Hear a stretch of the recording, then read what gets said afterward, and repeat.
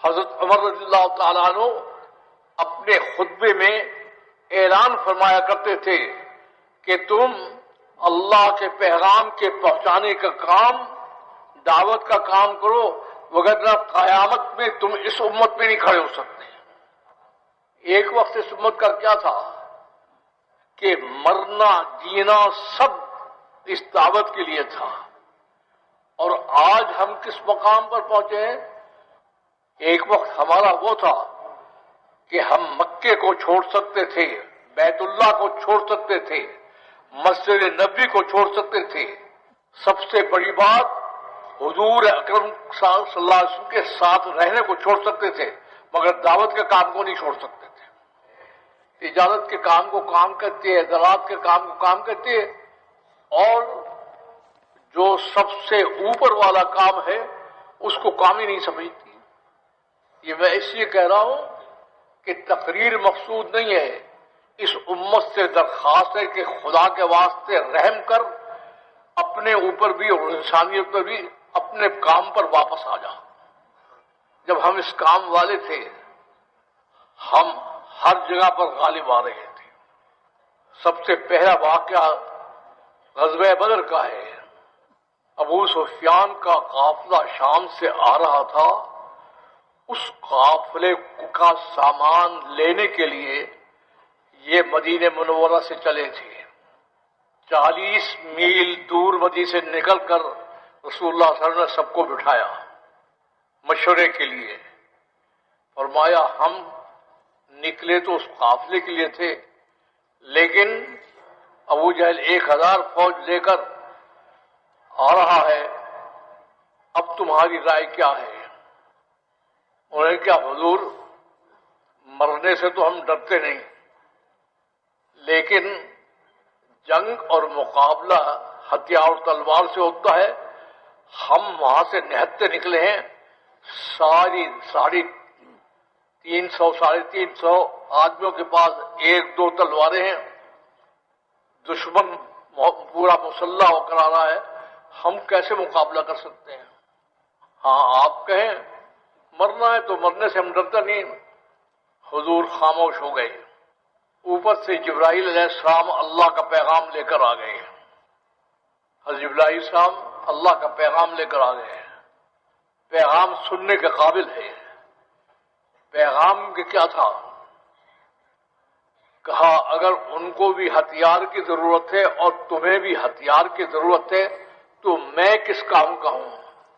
اللہ نے فرمایا، کہا تم میدان میں کھڑے ہو جانا، اصل مقابلہ تم سے نہیں ہے، اصل مقابلہ مجھ سے ہے، میں ان سے نمٹ لوں گا اپنے آپ۔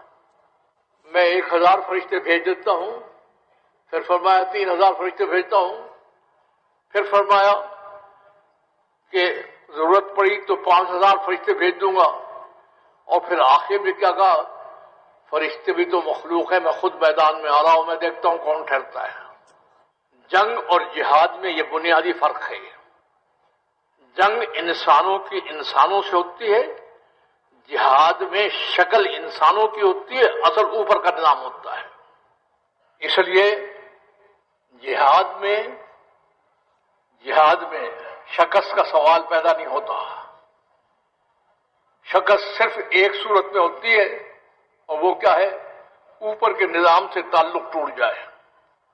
اوپر کے نظام سے تعلق ٹوٹ جائے تو چاہے نبی موجود ہو، چاہے صدیق موجود ہو، چاہے فاروق موجود ہو، چاہے عثمان موجود ہو، چاہے علی موجود ہو، چاہے ابو بکر، جب اوپر کے نظام سے تعلق ٹوٹے گا تو فتح شکست میں بدل جائے گی۔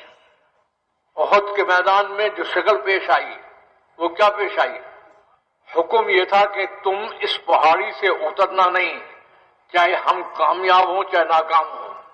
انہوں نے جب دیکھا کہ مسلمانوں کو فتح ہو گئی تو جھٹا جھٹ نیچے اتر آئے، بال سمیٹنے کے لیے، بال غنیمت لینے کے لیے۔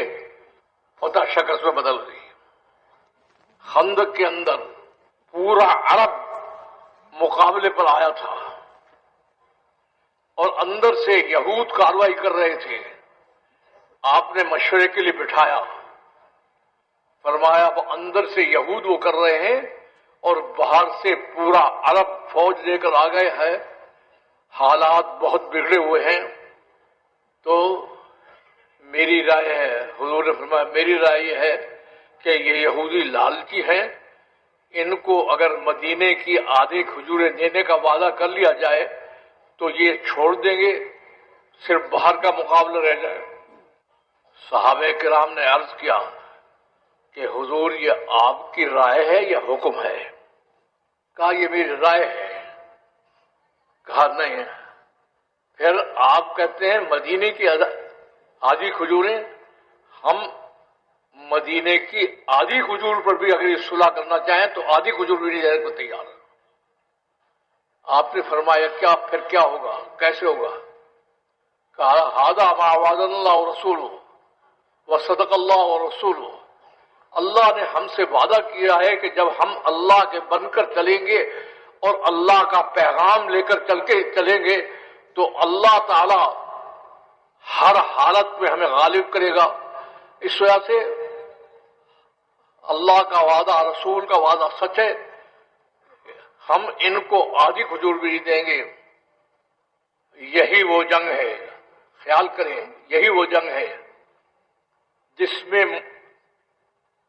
آپس میں انسانوں سے لڑائی نہیں ہوئی، بلکہ اللہ نے براہ راست کارروائی کی اور ہوا بھیج کر ان کے ساری چیز کو اڑا کر رکھ دیا، اور یہ بتا دیا جہاد میں ضروری نہیں ہے کہ انسان سے مقابلہ کرے، میں خود بھی کارروائی کر سکتا ہوں۔ بڑی مشکل جو آ گئی ہے وہ کیا ہے کہ ہم اللہ سے کارروائی کرانے کو تیار نہیں ہیں، ہم اپنی آستینیں سمیٹ کر کہتے ہیں ہم یہ کریں گے وہ کریں گے، اللہ کہتے ہیں جاؤ کرو، اور اس پر ہر جگہ مار کھا کر آ جاتے ہیں۔ جنگ اور جہاد میں جو فرق ہے وہ کیا ہے؟ جنگ انسانوں سے ہوتی ہے، جہاد میں شکل انسانوں کے ساتھ ہوتی ہے، اور اصل اوپر کی طاقت کارروائی کرتی ہے۔ غزوہ حنین میں مسلمانوں کی تعداد زیادہ تھی، کافروں کی تعداد کم تھی۔ نوجوانوں میں جوش اور جذبہ ہوتا ہے، انہوں نے جوش اور جذبے میں آ کر کہا کہ جب ہم تعداد میں کم تھے، جب ہم غالب آئے ہیں تو آج کیسے غالب نہیں آئیں گے؟ اور تھوڑی دیر کے بعد ادھر سے جب تیروں کی بچھاڑ ہوئی تو یہ بھاگ پڑے۔ اب صرف حضور اکرم صلی اللہ علیہ وسلم اور آپ کے ساتھ 80-100 آدمی رہ گئے۔ آپ آگے بڑھ رہے تھے اور کیا فرمائے تھے؟ دشمن کو کہہ رہے تھے جس آدمی کی تلاش ہے وہ میں ہی ہوں، کر لو جو کچھ کرنا چاہتے ہو۔ حضرت صدیق اکبر فرماتے تھے حضور تیروں کی بچھاڑ آ رہی ہے، آپ اپنے آپ کو گردن نیچے کیجئے کہیں تیر نہ لگ جائے، لیکن آپ سیدھا کر گئے انا نبی لا کذب، میں جھوٹا نبی نہیں ہوں۔ یہ تو بات ان سے کر رہے تھے، اور اللہ سے کیا کہہ رہے تھے؟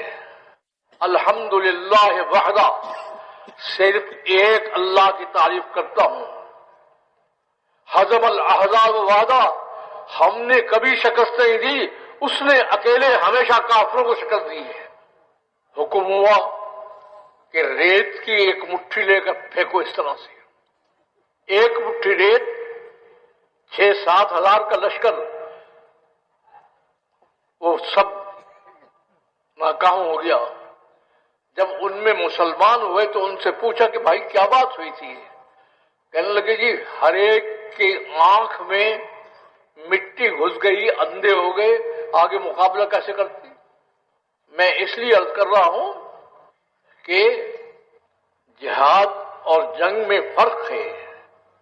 جنگ انسان سے لڑتا ہے، جہاد میں حقیقت میں اوپر والا مقابلہ کرتا ہے۔ اوپر والے کے سامنے کون ٹھہر سکے؟